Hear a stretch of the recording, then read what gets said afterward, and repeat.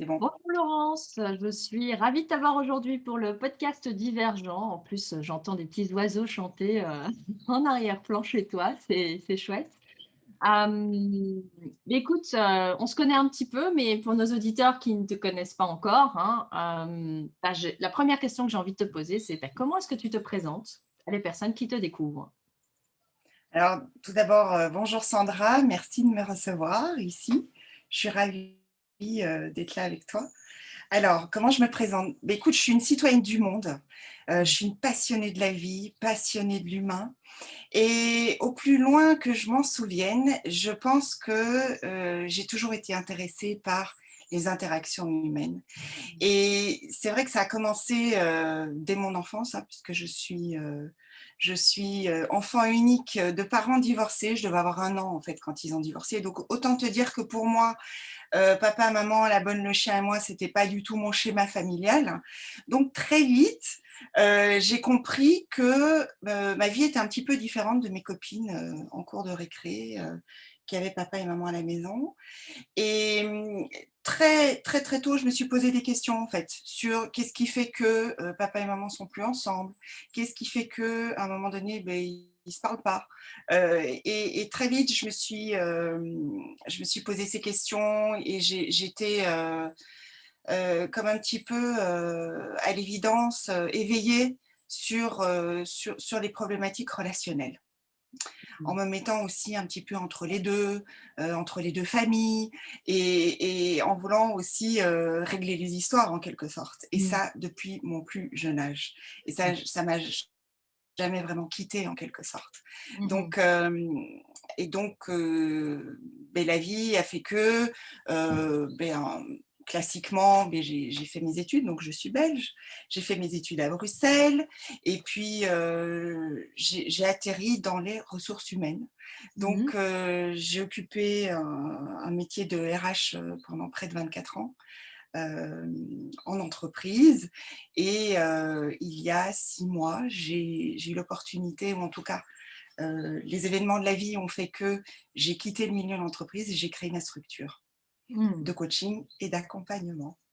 OK, cool. Bah, merci en tout cas déjà pour cette intro. Donc on voit déjà voilà de la petite Laurence, avec un milieu familial un peu différent des copines, comme tu dis en cours de récré, qui du coup te force à enfin pas te force, mais en tout cas t'amène à t'éveiller à cette curiosité des interactions humaines, bah, du coup à aujourd'hui à être dans l'accompagnement aussi et dans le relationnel. Donc cool. J'ai souvent une deuxième question qui est un peu, pour moi un peu un jeu, j'avoue, que j'aime J'adore le proposer à jeu. ouais, que j'aime proposer à mes invités et c'est juste, voilà, la proposition, c'est bon, OK, Laurence, là, une fraction de seconde, ce que je te propose, c'est d'oublier que tu es Laurence et si tu étais un animal, un arbre, une couleur, une musique, un symbole, peu importe, quelque chose d'autre du coup que toi et un être humain, tu serais quoi et pourquoi?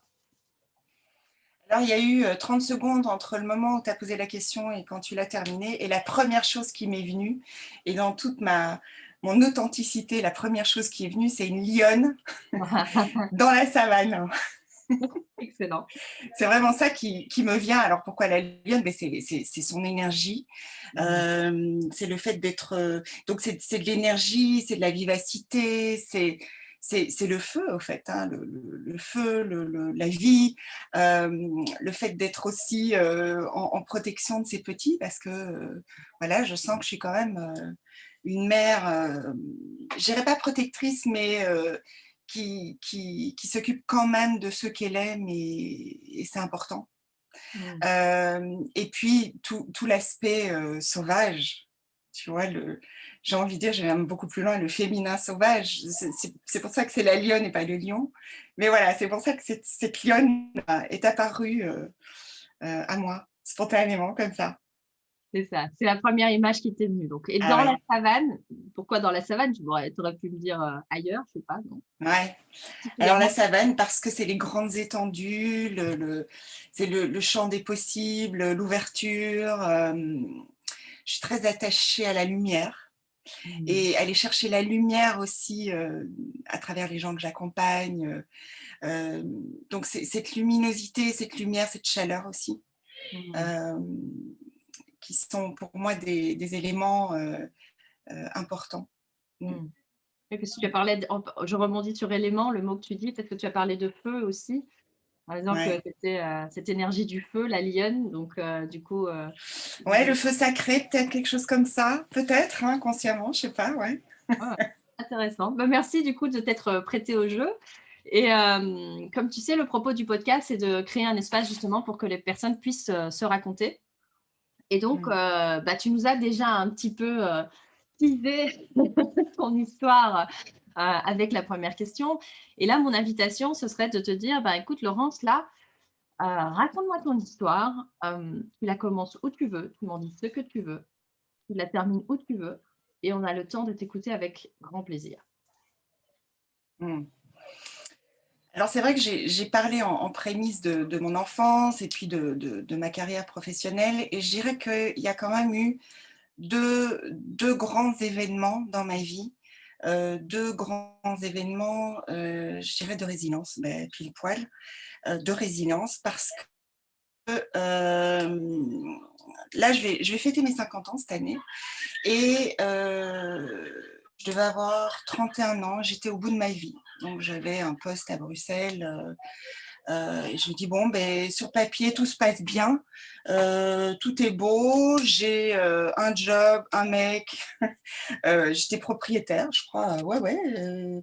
Donc, sur papier, tout se passait bien. Et malgré tout, je ressentais qu'à l'intérieur de moi, il y a quelque chose qui était asséché. Et je me Mmh. dis, là, ça va pas. J'arrivais pas à me projeter à cet âge-là dans ma vie en me disant, mais je vais pas terminer comme j'ai commencé. Et c'est vraiment ce qui a déclenché la suite.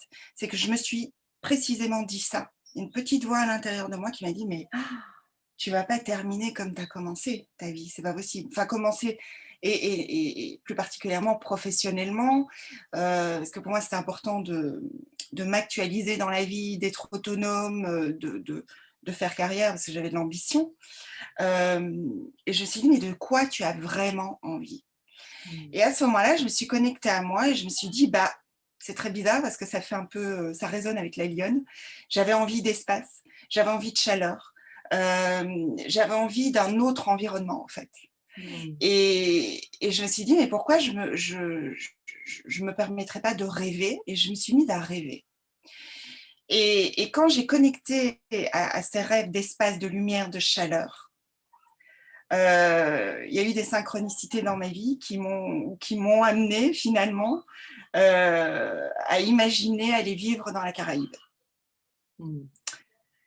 Et là, ben, j'ai tout quitté, au fait. Je suis partie avec une valise, donc j'ai quitté ma petite vie, j'ai envie de dire mon confort. J'aime bien dire ce confort dans une eau un petit peu tiède, comme ça, tu vois. C'est pas, c'est pas le grand ouf, le grand. C'est pas le grand bonheur, c'est pas non plus le malheur, c'est un peu entre deux. Et donc Mmh. j'ai quitté cette vie-là. Et je suis partie avec une valise en Martinique. Alors autant dire que pour une Belge bruxelloise, la Martinique, tu sais pas spécialement où ça se trouve sur la carte, hein, c'est pas évident. Toujours est-il que c'est là que je suis allée. Et puis je suis rentrée 10 ans plus tard avec un container. J'aime bien dire ça, c'est drôle. Je suis partie avec une valise et je suis rentrée avec 10 ans après avec un container, mon compagnon, 2 enfants et une carrière en fait dans les ressources humaines. Mmh. Donc ça, c'était le premier événement de ma vie dont je suis particulièrement, euh, alors je ne dirais pas de la fierté, mais en tout cas, je suis pleine de gratitude de m'être choisie à ce moment-là. Parce que tout le monde me disait, mes amis, ma famille, en me disant, mais elle est folle, elle va revenir dans 3 mois, Mmh. parce qu'ils avaient peur de moi. Pas de moi, ils avaient peur pour moi. C'est ça. Mais peut-être de moi aussi, parce que forcément, non mais c'est intéressant, je fais un C'est lapsus pas et en même temps je triste. le dis, mais j'avais, Vous allez prendre un j'adore, détail. En fait, ils se sont dit, mais c'est pas la Laurence qu'on connaît, donc ils avaient peut-être peur de moi, de mes réactions, tu vois, de ce que je devenais en quelque sorte. Ou en tout cas, je dirais plus précisément, de la Laurence qui redevenait peut-être ce qu'elle a toujours été et qui cessait d'être conforme à ce qu'on attendait d'elle. Donc ils avaient peur peut-être de moi et peur pour moi aussi, certainement. Donc ils me disaient, mais les folles et les folles. Et pour la petite histoire, cette aventure-là m'a tellement apporté que quand aujourd'hui on me dit que je suis folle, c'est que je suis sur mon chemin en fait. C'est génial. Ça, j'adore. C'est extraordinaire. Donc dites-moi que je suis folle, s'il vous plaît. Ça veut dire que je suis sur le bon chemin. Donc ça a été le premier virage de ma vie. Donc j'ai rencontré mon compagnon là-bas, mes enfants sont nés là-bas, j'occupais les postes de DRH, j'ai voyagé énormément, c'était très rock'n'roll. J'avais des workshops à Miami, je travaillais dans les télécoms, enfin bon, vraiment, je me suis éclatée. Et 10 ans après, on est rentré sur l'île parce que mon compagnon a été muté sur l'île, dans le nord de la France. Et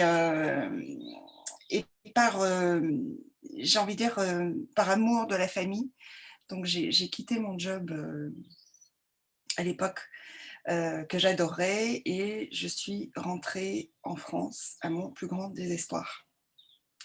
J'ai vraiment galéré. Ça a vraiment été des années difficiles. J'ai retrouvé un poste de DRH basé à Bruxelles. Donc, je faisais l'aller-retour Bruxelles-Lille. Et ça a été très compliqué pour moi, ce poste-là. J'étais RH Benelux. Et j'ai fait un burn-out en 2013. Donc, deuxième grande phase dans ma vie où là, je me suis vraiment reposé la question de savoir, mais est-ce que c'est vraiment ce qui m'intéresse de faire les RH? Qu'est-ce que je fais de mieux? Qu'est-ce que j'aime vraiment faire? Et là, je me suis vraiment reconnectée à moi en me disant, mais ce que j'aime vraiment faire, c'est accompagner l'humain, en fait.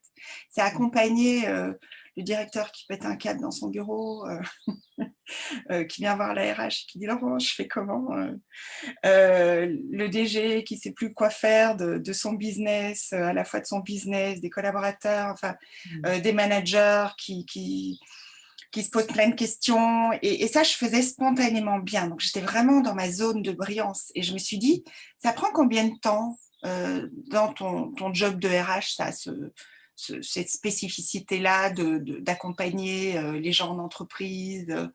Et je me suis rendu compte que ce n'était que 5%. Et ce burn-out m'a permis de me poser et de me dire, mais qu'est-ce qui a fait que j'ai fait ce burn-out? Et qu'est-ce qui fait que je me sens tellement en dehors de moi-même? Et j'ai compris que je faisais plein de choses, parce que c'est extraordinaire le poste de RH, et qu'en même temps, ce sur quoi je kiffais vraiment, ce sur quoi je surfais ma vague, c'était que 5% de mon temps. Et ce temps d'arrêt m'a permis, du coup, de me dire, ce que tu aimes le plus, en réalité, c'est d'accompagner. Ça s'apparente à quoi? C'est quoi ce métier-là? Et c'est là que j'ai commencé à me poser des questions sur le coaching. Et je me suis dit, OK, tu fais ça spontanément bien, parce que j'avais beaucoup de retours par rapport à ça. Donc, j'ai voulu me spécialiser. Et donc, 2013, burn-out. 2014, j'ai entamé une école de coaching. Et très vite, c'était un petit peu compliqué de pouvoir à l'époque me projeter professionnellement exclusivement dans le coaching. Donc j'ai rempilé, je me suis remise sur pied de mon burn-out. J'ai rien vu venir avec le burn-out, parce que la définition du burn-out, c'est que tu ne le vois pas venir. Moi, je suis la DRH, tout va bien, je suis forte. C'est pas moi, quoi. Donc, sauf que du jour au lendemain, je me suis retrouvée dans mon lit à plus pouvoir bouger pendant un mois. C'est-à-dire même pas mettre un pied à terre. Donc, c'est vraiment ton corps qui réagit et qui te parle si ta tête, elle ne veut pas entendre. Et donc, du coup, ça m'a permis de réfléchir. Et j'ai entamé cette école de coaching. Je me suis dit, ça va être compliqué d'en vivre là tout de suite. Je rempile sur un poste de DRH en mai 2015. Et là, c'est très challengeant pour moi. Je me rends compte que, en effet, je ne m'éclate pas des masses, que ce qui vibre vraiment et ce qui résonne, c'est vraiment le coaching. Et Et puis, je vis ces 5 ans en me disant, mais comment je peux faire de mon quotidien un terrain de jeu? Donc, j'ai fait plein d'expériences.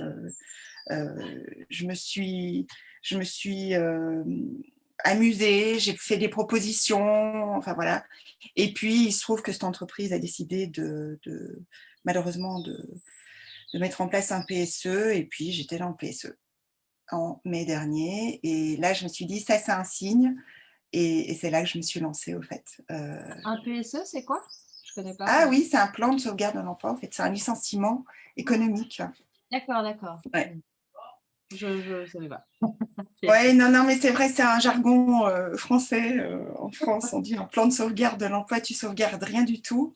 Donc, nous avons dû licencier 40% d'effectifs et j'étais dans les 40%. Donc, ça a été l'opportunité pour moi de repenser mon avenir professionnel et me voilà 7 mois plus tard à imaginer les choses différemment et je surfe ma vague, vraiment. Donc, c'est ça. Et j'ai donc aujourd'hui, monté, en fait, finalement, c'est je ça, peux les en parler. 5% d'hier sont pardon, 95% d'aujourd'hui. Mais 95, 95% d'aujourd'hui, oui. C'est un exercice Exactement. pour moi. Pourquoi je me suis embarquée dans ces chiffres? Mais oui, donc c'est intéressant effectivement de voir comment petit à petit voilà, l'évolution t'a amené, enfin plusieurs, voilà, tu parles d'événements, de phases, tu as dit de Ouais. vie. Du coup, j'aurais envie de te demander, ben justement, maintenant, tu sais, une fois qu'on a le recul, quand on est dans la vague, parce que tu parlais de surfer, mais quand on est dans le creux de la vague, c'est difficile de voir le côté positif des choses. Mais je voulais savoir, qu'est-ce que toi, tu retiens justement de ces différentes phases principalement et que tu aurais envie de, bah, du coup, de partager aux personnes qui, c'est tes apprentissages de sagesse quelque part, que tu aurais envie de, Hmm. voilà, de transmettre aux personnes qui nous écoutent. Alors, je dirais de manière. Forcément, quand tu bois la tasse, c'est dégueulasse. C'est pas très agréable, ouais. C'est vraiment pas. C'est vrai, mais c'est affreux. C'est terrible. Et tant à mes 30 ans, 31 ans, quand je me suis dit, mais là, je suis au bout de ma vie, c'est pas possible, je vais pas continuer comme ça, c'était très inconfortable. Euh, C'était très inconfortable. Et, et en même temps, c'est aller rechercher vraiment la ressource et avoir l'audace et le courage, aller chercher le courage de dire, OK, c'est pas confortable, c'est pas drôle. On pourrait rester dans cet inconfort confortable. Et donc, sur ce premier événement de ma vie, je me suis vraiment choisie, au fait. Je me suis botté les fesses. Je me suis dit, mais est-ce que c'est ça la vie? Est-ce que ça vaut vraiment le coup d'être vécu? Et en même temps, j'avais la peur au ventre, en fait, de changer de vie, de tout quitter. Tu vois, de se dire, mais waouh, en plus tous mes amis me disaient, mais tu vas pas vendre ton appart, mais tu vas pas quitter ton job, mais donc c'était très lié finalement au matériel. Et finalement, j'avais matériellement tout ce qu'il me fallait, entre guillemets, mais il y avait un vide intérieur qui est pas tangible, mais que tu ressens et qui est pas confortable. Et donc c'est vraiment aller chercher cette énergie te dépasser. Je me suis dépassée dans mes peurs en me disant, mais j'ai très peur de changer et en même temps, euh, j'avais cette envie farouche d'y aller et de changer. Donc, j'ai envie de dire, la peur d'y aller était moins importante que l'inconfort d'y rester, en fait. C'est ça. Mm. Donc ça, c'était pour le volet je change de vie. Et je me choisis. Et je me choisis, et c'est-à-dire que oui, c'est ça, je me choisis, je me mets au centre en me disant, ben, c'est moi la personne la plus importante de ma vie. Et à l'époque, en plus, ok, j'étais en couple, mais voilà, il n'y avait pas d'enfant, enfin, j'avais pas d'attache autre que celle matérielle. Et donc, le fait de créer l'espace, de créer l'espace et faire le vide à l'intérieur de toi pour aller le remplir, Ça la remplit, mais comme je l'ai même pas rêvé à l'époque. Je voulais changer de vie et ça m'a tellement apporté. Ça veut dire que ma sagesse, aujourd'hui, elle me porte à dire, dès que tu es aligné, quand parce que quand je me suis écoutée, quand je me suis connectée à moi-même, à mon intuition, à ce que je ressentais, ça a été un alignement qui m'a vraiment boosté, quoi, de l'intérieur et à l'extérieur. Et ça s'est vu à l'extérieur, pour le coup. En ce qui concerne le burn-out, c'est différent parce que c'est pas choisi. Mais la question que je me suis posée, c'est me dire, mais qu'est-ce qui s'est passé? Tu t'es choisi à un moment donné de ta vie, à 30 ans, et puis 15 ans après, tu t'es de nouveau égaré.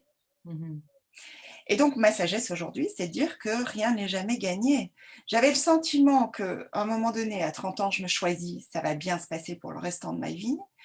Et il se trouve que je me suis de nouveau endormie, en quelque sorte. Je me suis rendormie. Est-ce que je peux dire que je me suis rendormie? Oui, peut-être un peu. Et que la vie, c'est tous les jours, en fait, qu'on peut se réinventer.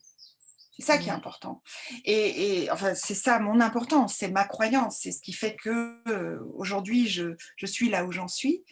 Et le fait d'encore rebondir et de réenvisager ma vie professionnelle encore différemment à presque 50 ans, je me dis, mais punaise, oui, c'est courageux, c'est audacieux, et c'est de nouveau cette même énergie que j'avais à 30 ans. Donc elle est là, mais c'est important d'aller continuellement la nourrir, en fait, cette envie, cette intuition, ce feu sacré, parce que la flamme, elle peut s'éteindre.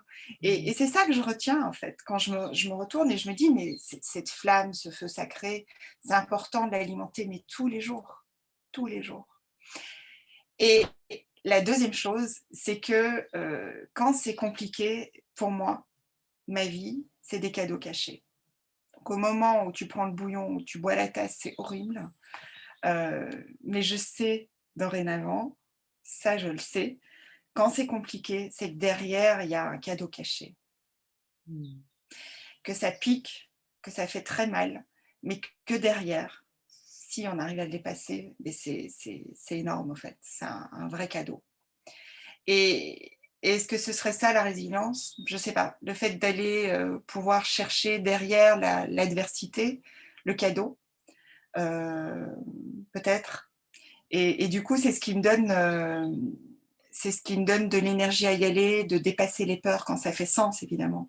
Mais de me dire, bah oui, là, ça vibre, tu es en zone de turbulence, ça fait peur, mais il faut y aller, quoi. Il faut passer dans la zone de turbulence, il faut s'accrocher, comme dirait Christine Levicky, que j'adore, qui est l'auteur best-seller de J'arrête d'avaler, qui dit qu'en zone de turbulence, il faut s'accrocher, en fait. Il ne s'agit pas en turbulence, quand tu es dans l'avion qu'il y a des turbulences, il ne s'agit pas de se détacher. Non, tu t'attaches, tu t'accroches et tu passes la turbulence. Voilà, je ne sais pas si je réponds à ta question, parce que je suis passionnée par ce sujet, donc je pars un peu comme ça en live dans tous les sens. Parfait.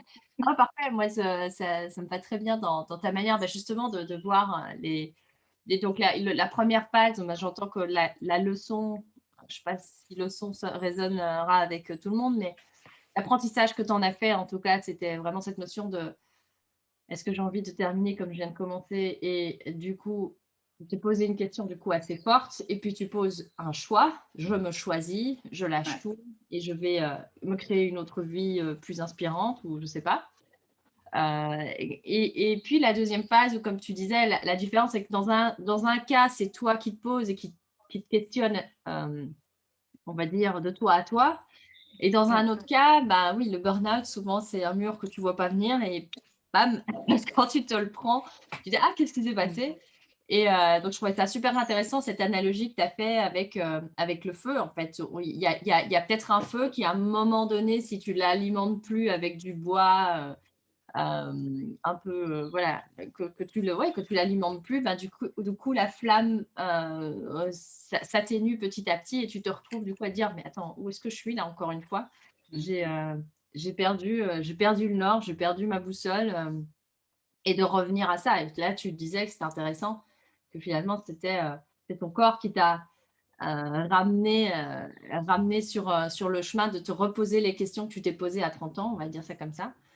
et de prendre conscience du coup qu'il est possible de dévier encore de son chemin. Donc, c'est pas acquis une bonne fois pour toutes. Et Exactement. j'entends que tu as, voilà, tu as pris conscience de ce truc-là, de dire, ah, c'est pas parce que je me suis choisie à 30 ans que du coup, en fait, tout ce que j'ai fait derrière, c'était de me choisir à chaque fois non plus. Donc ça, c'est, je trouve, une super prise de conscience intéressante à mettre en lumière, en tout cas. Et puis la deuxième chose aussi que tu mentionnais, c'est vraiment cette notion de quand tu prends conscience de ça, c'est que finalement, tu oses, enfin, tu parlais d'audace, tu vois, de se dépasser, mais que ça fasse sens quand même et de croire, d'avoir une sorte de foi, je mets foi entre guillemets pour ceux que ça peut déranger, mais c'est vraiment cette notion de tu as cru, tu as la croyance, en tout cas, la foi dans le fait qu'il y a un cadeau derrière chaque adversité, chaque cadeau mal emballé, comme dirait quelqu'un d'autre que je connais. Ou Voilà, cadeau trop du cul. Je connais cacado, pas. ça aussi, le cacado. Derrière les cacados, il y a Cadeau. des cadeaux, des beaux cadeaux. Et c'est cette capacité, voilà, c'est ça. En tout cas, la croyance que du coup tu as adoptée aussi, euh, cet apprentissage que tu as fait, c'est de te dire en fait, ok, voilà, quand je bois la tasse, c'est dégueulasse, mais derrière, je vais pouvoir surfer sur la vague et waouh, la vue va être géniale, quoi. Donc il y a cette notion un peu de derrière les nuages, le soleil, un peu ce côté-là. Donc, Oui, mm, oui. Et en même temps, il n'y a pas que le soleil. Et j'ai appris aussi mm, que la vie, c'est de ne pas être coincé dans les polarités, en fait. Et c'est de les intégrer, ces polarités-là. C'est de mm, se dire, OK, il y a la pluie. OK, il y a le soleil. Et très souvent, moi, quand je rencontre des gens et qu'il pleut, par exemple, tu vois, ça arrive souvent dans le Nord, les gens, je leur dis, mais ça va? Qu'est-ce qui va bien dans votre vie? C'est pas terrible, vous voyez le temps. J'ai ah bon? Et très souvent, je me rends compte que 95-95% du temps, je n'ai pas conscience du temps qu'il fait. C'est fou, hein, alors que j'ai besoin de lumière et tout ça. Et que finalement, moi, ma lumière, je vais chercher à l'intérieur. mm, Et j'ai décidé que je ne serais pas victime de rien ni de personne, des événements extérieurs, etc. Et que finalement, la lumière, tu vas la chercher à l'intérieur. C'est pas mm, toujours simple. Et je pense qu'on s'ennuierait. Mais c'est vrai que c'est aller chercher toujours le soleil, mais mm, c'est d'intégrer aussi qu'il y a les saisons, que la vie, c'est des courbes, ça monte, ça descend, et de ne pas rester focalisé ou d'être coincé dans un fantasme de bonheur absolu tout le temps. mm, En revanche, ce que je crois, c'est que quand c'est compliqué, c'est là qu'on grandit. Et ce que je crois aussi, c'est qu'il est fondamental d'être connecté à ce qu'on ressent, à ses émotions. c'est ça. Euh, Mm. et voilà, et ça c'est un peu mon bâton du pèlerin, que de remettre les émotions au cœur de nos vies, de les accepter, de les honorer et de les mettre au cœur de l'entreprise. Mais ça c'est un autre sujet et c'est un vaste sujet. C'est très bien, c'est fait une petite transition pour la question que je voulais te poser juste derrière, qui est, bah, en fait, qu'est-ce qui t'anime dans ce que tu fais aujourd'hui? Qu'est-ce qui, tu sais, je suis une fan, ou peut-être que tu sais pas encore, mais je suis fan de Simon Sinek. Et tu sais, il a cette vision du pourquoi, de voilà, qu'est-ce qui t'anime, toi? C'est quoi ton pourquoi, Laurence? Alors mon pourquoi, c'est très marqué en Martinique à 30 ans. Euh, Par hasard, je pense pas le hasard n'existe pas, c'est pour moi des rencontres. Et je suis tombée sur une dame qui tirait des cartes. Et j'étais curieuse à l'époque, et ma curiosité m'a titillée. J'ai tiré une carte et c'était un vieux sage avec une toge et qui avait une petite loupiote comme ça. Hmm, Et elle me disait, mais ça c'est votre âme. c'est l'ermite. Dans la Oui, mythologie, c'est l'ermite. oui. Et il avait une petite loupiote et des gens qui le suivaient derrière. C'est très bizarre. Je Mhm. dis ok, merci, au revoir. C'est quoi ce truc? Qu'est-ce qu'elle me raconte, celle-là? Eh bien, je crois que mon pourquoi, c'est ça, en fait. Hmm, C'est d'éclairer les chemins. C'est d'éclairer le chemin de ceux qui sont dans l'obscurité, en fait. Et c'est bien après que pourquoi j'ai repensé à cet événement-là, parce qu'à l'époque, je trouvais que ça n'avait pas de sens. Je me dis, ok, en plus, cette carte, c'est moche. Je sais pas moi. Enfin, je suis pas, tu vois, je suis pas avec ma toge. Enfin, c'était un truc, ça n'avait aucun sens pour moi à l'époque. Un vieux rabougri avec. Exactement. Et je sais pas, ça m'est revenu à la conscience. Donc, en gros, 20 ans après, ça me revient et je me dis, mais c'est ça, en fait. Elle avait raison. Et donc, c'est ça. J'ai envie de dire de manière globale, ce serait ça. En un mot, ce serait ça.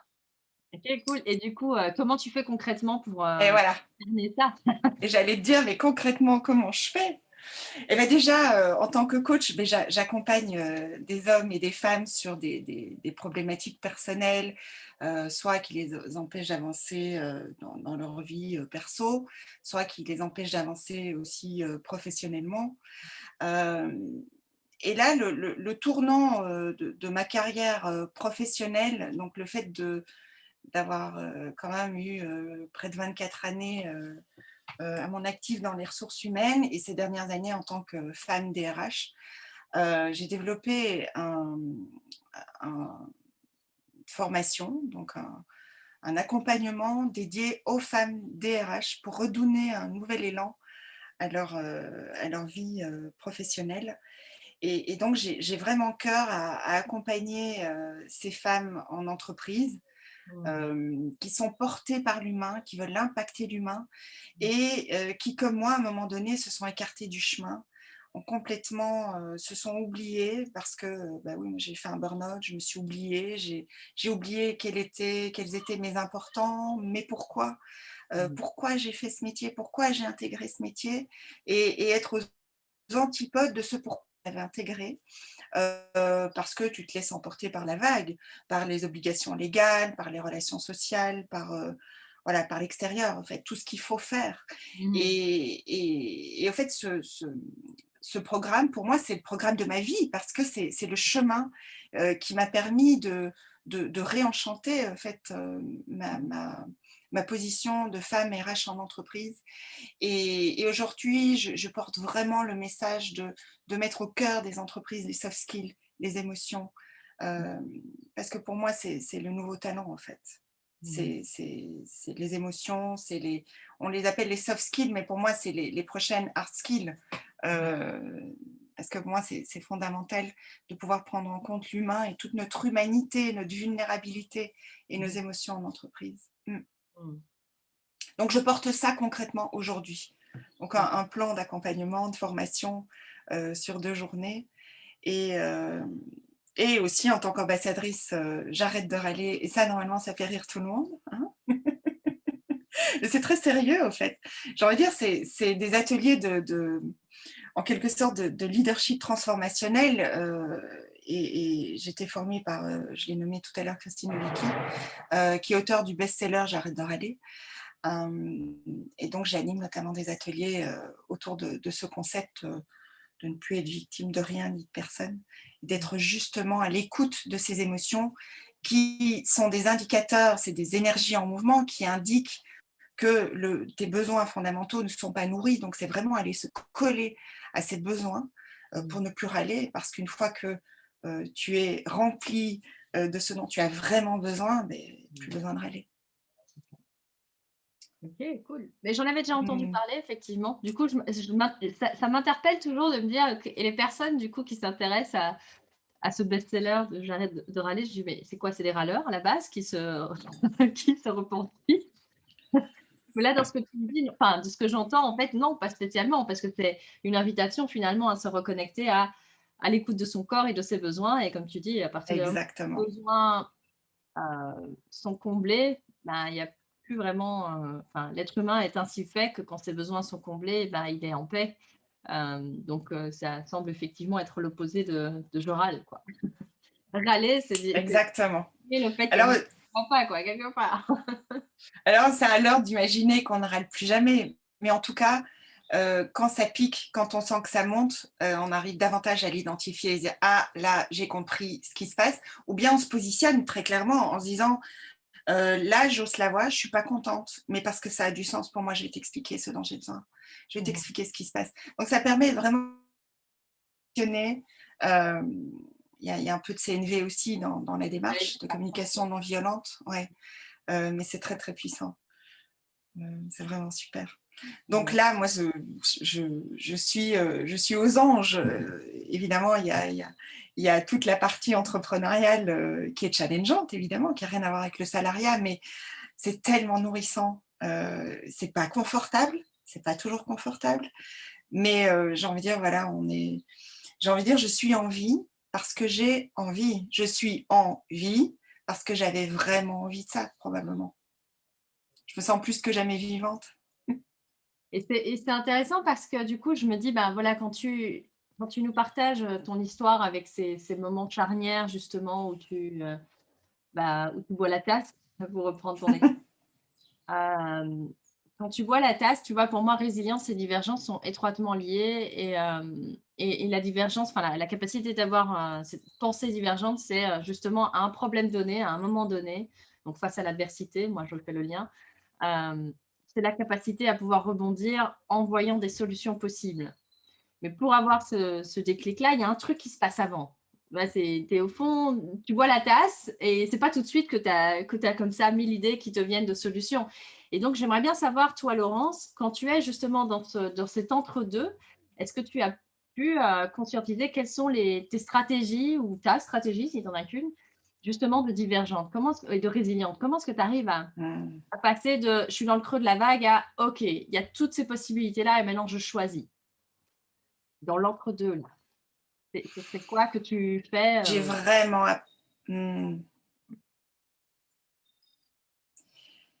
J'ai envie de dire ma recette à moi, qui est ma recette magique, parce que j'ai mis au cœur de ma vie de la magie. D'ailleurs, c'est mon mot, parce que je fais un vision board chaque début d'année, et avec un mot inspirant pour moi. Et mon mot cette année, c'est la magie. C'est quand l'âme agit. Et du coup, moi, ma potion magique, quand je suis dans ces creux de vague, ou en tout cas où tu dis, ben, je prends le bouillon, je bois la tasse, c'est dégueulasse. C'est bizarre, ça résonne. Euh, et ça rime. Hein. Je dis, ouais, tu sais, quand je dis ça, ben oui, parce que là, je ressens vraiment un haut le cœur, parce que je sais ce que c'est que de boire la tasse. Et t'es là, oh. Donc ça résonne, et en même temps, ça rime. C'est top. Et ben déjà, j'accueille, en fait. Je me dis, c'est vraiment dégueulasse. Tu vois, c'est vraiment accueillir. Accueillir ces moments d'inconfort, accueillir ces moments de tristesse profonde, de colère, le fait de se sentir démuni, de prendre conscience que là, je suis connectée avec mon enfant intérieur qui souffre beaucoup, en fait, parce que c'est une souffrance quelque part. C'est pas agréable. Donc, je dirais que c'est d'abord l'accueillir et honorer cette partie-là de moi, parce qu'elle m'indique des choses. Et c'est pas toujours facile, parce que quand tu es dans le creux, tu es dans le creux. Et là, j'ai vraiment appris à, ouais, j'ai envie de dire de l'accueillir, de l'accueillir, d'honorer. Et ensuite, j'essaye de comprendre, en fait, ce que ça m'a indiqué. Et c'est d'abord d'honorer, vraiment. Et ce qui est très important pour moi dans l'apprentissage, c'est la connexion au corps. Parce que j'ai très souvent, dans ma vie, j'étais, tu vois, sur le haut du corps, en fait, la tête. Donc ça coupait au niveau de la gorge et le corps, bah ouais, le corps, c'est quoi ce truc-là? Donc j'ai appris à me connecter à mon corps à travers différentes pratiques. Et c'est le fait d'accueillir, d'honorer cette partie, ces moments où ça va pas, de dire ok, là c'est cette partie-là où ça va pas pour moi, etc. Là, du coup, ça m'apaise et ça me reconnecte à mon corps. Et puis, je peux réenvisager des possibles, en fait. De me dire, OK, c'était quoi le message? OK. C'est bon, parfois, ça prend un peu de temps de comprendre. Et puis, de réenvisager les possibles. En tout cas, de ne pas rester trop coincé non plus. Ça veut dire, il y a 3-4 jours, j'ai eu un gros moment de tristesse. Et je me suis dit, OK, tu vas rester comme ça longtemps? Donc, j'accueille, j'honore, et puis à un moment donné, je décide, au fait, de me mettre dans un autre état mental, émotionnel, et d'aller vers des ouvertures, d'aller ouvrir, en fait, ouvrir le champ, ouvrir. Mais en tout cas, de décider de ne pas y rester. Parce qu'il y a cette action-là, et je trouve que ça donne, moi, ça me donne du plein pouvoir et de la puissance, mais ce n'est pas du pouvoir, c'est plutôt de la puissance, de me dire, j'ai la capacité, moi, avec moi-même, de pouvoir sortir de ces états-là et de ne pas sombrer, en fait. C'est très facile de sombrer, parce qu'on a des très bonnes raisons de sombrer, surtout en ce moment. Mais cette capacité de rebondir et de ne pas rester trop longtemps coincé dans un état qui ne me convient pas, en fait, qui ne me sert pas, en tout cas, qui me donne une information, mais une fois que j'ai l'info, c'est bon, on sort de là, quoi. C'est intéressant, tu rajoutes une notion quelque part de… Donc, il y a effectivement la part, première phase où tu accueilles, tu vois ce qui se passe et tu te reconnectes finalement à ton corps, à tes émotions, à tes besoins et tout ça. Tu honores, tu disais, cette Ouais. deuxième phase. Et puis, tu te mets comme une temporalité là-dedans en disant, OK, je t'écoute, enfin, je m'écoute, je m'honore jusqu'à telle date pour pas non, pour vraiment reprendre ton pouvoir. Tu parlais de… ça m'évoque la prise de responsabilité, de dire: «OK, bon, bah, en fait, j'ai…» oui, reprendre le pouvoir ou tu parlais plutôt de puissance. C'est Mm. ça, c'est dire, en fait, j'ai toutes les ressources en moi pour changer mon état, en fait, changer mes pensées, mes émotions et tout ça. Donc du coup, ouais, tu reprends le contrôle, on va dire ça comme ça, mais les rênes, j'ai plus envie de dire, parce que le contrôle… C'est les j'adore, mais carrément. Et ça, petit secret aussi, c'est que je suis praticienne PNL, et c'est la PNL qui m'a appris ça. Et je trouve que c'est très puissant. Alors, je peux aussi décider de rester dans le fond de mon lit en régression totale devant Netflix pendant 3 jours. Mais au moins, j'ai décidé, tu comprends? C'est ça, en fait, c'est ce pouvoir de décision. Et si je décide de pleurer pendant 15 jours, mais c'est parce que je l'ai décidé. Et c'est pas, encore une fois, c'est pas l'extérieur, les événements extérieurs qui te positionnent en victime, tu vois. Non, non, je suis plus victime de rien. Je décide, en fait, c'est ce pouvoir de décision, de se mettre en mouvement ou pas, en tout cas de décider l'état dans lequel je souhaite aller. Et si cet état de tristesse, il est nécessaire pour moi pour intégrer certaines choses, ok, fine. Mais en tout cas, c'est en conscience. C'est vraiment mettre de la conscience comme un drone sur toi-même et dire, ok, là, je suis là, bon, ok, j'y reste plus ou moins longtemps. Ça. Mais ça peut être une demi-heure, ça peut être 3 minutes, ça peut être 3 jours, 15 jours, enfin, tu vois. Ouais, ouais, ouais, bien sûr. C'est souvent sur les émotions un peu plus inconfortables, évidemment. Ouais. Ouais, ouais. Oui, en général, on n'a pas trop besoin de se mettre un timing pour dire la joie, là, c'est fini, hein, dans Non, c'est ça. 3 jours, j'en veux plus. C'était pour répondre à ta question de divergence. Quand il y Ouais. a en effet un événement qui est challengeant, d'ailleurs, je parle très peu de problèmes, je parle de challenge. Tu vois, ça me met à un autre niveau d'énergie. Et puis la qualité des questions que tu te poses aussi, ça change ta vie. C'est ça. Oui, et d'ailleurs, tu en es un bon exemple quelque part parce que tu nous as partagé au début justement de ton histoire qu'il y avait ces moments où tu te poses cette question: «Est-ce que tu vas sérieusement continuer comme enfin terminer comme tu as commencé?» Heu, donc voilà, tiens, et qu'est-ce qui fait que ce que je fais, m'amène à un burn-out, et la proportion où tu te rends compte que du coup, c'est que 5 de ton temps qui est alloué à quelque chose qui te donne de l'énergie. Ouais. Donc ça, c'est ces questions-là qui finalement te permettent du coup de faire des prises de conscience et de choisir, de te choisir ou de choisir d'autres voies. Donc Alors là, c'est parce qu'on le dit là entre nous avec du recul, mais au moment où je l'ai vécu, je n'avais pas conscience de ces questions que je me posais. Donc c'était quand même des cadeaux cachés déjà de l'univers pour c'est me ça, faire bouger, en fait. ouais. Les ressources étaient déjà là, en fait. Ouais, c'est ça. C'est ça. Et elles Mm. elles sont juste activées au moment où tu bois la tasse et puis, Exactement. Ouais.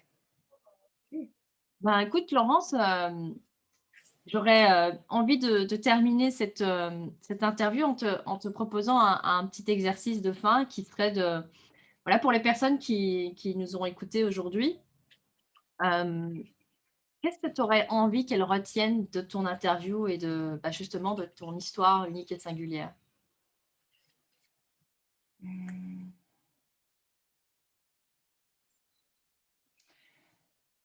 je mouline, hein, parce que j'avais pas prévu, la question.